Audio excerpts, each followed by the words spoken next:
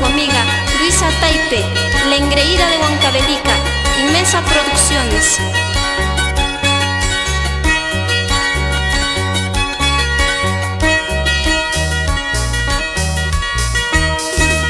Al pasar tu puerta, mosca me ha picado. Al pasar tu puerta, mosca me ha picado. Sangre me ha sacado de mi corazoncito. Sangre me ha sacado de mi corazoncito.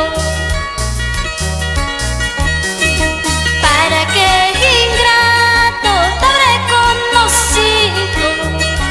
¿Para qué ingrato te habré conocido? Ahora que me dejas andaré llorando, pero en poco tiempo como ha terminado.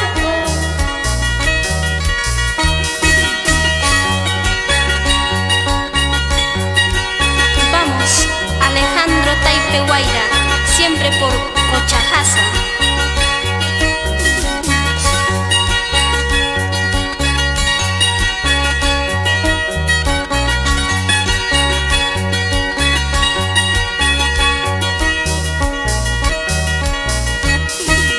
Al pasar tu puerta, mosca me ha picado.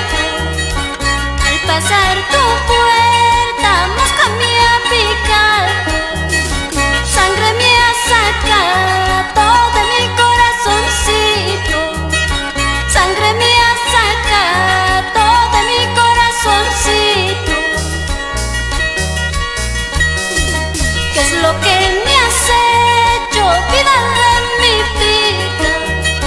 Trato de olvidarte y vivir tranquila, pero es imposible, vida de mi vida. No creas, mi vida, que te he olvidado.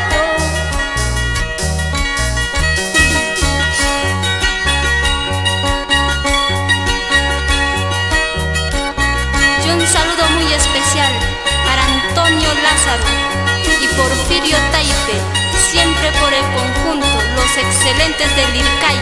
¿O qué dices, Florcita de Chontacancha?